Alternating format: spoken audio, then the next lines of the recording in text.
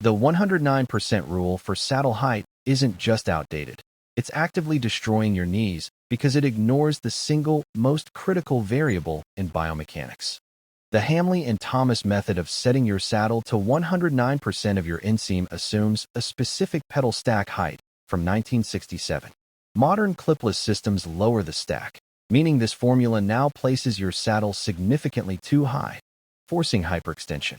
Even using a goniometer to find a 25 to 35 degree knee angle is deceptive. This is a static measurement for a dynamic system. Here is the trap. Your ankle is not a rigid lever. As cadence increases, your heel often lifts, effectively lengthening your leg and changing the required saddle height in real time. We can see this in kinematic data. A rider measured statically at 145 degrees of extension often only reaches 138 degrees under load due to ankle flexion. Forget the formulas. Your goal is pelvic stability. If your hips rock side to side by even 2 degrees, you are leaking power to compensate for excessive reach. Use the bracketing protocol instead. Start low, where you feel compressed. Raise the saddle in 3 mm increments until you lose stability at 90 revolutions per minute. Then immediately drop at 5 mm.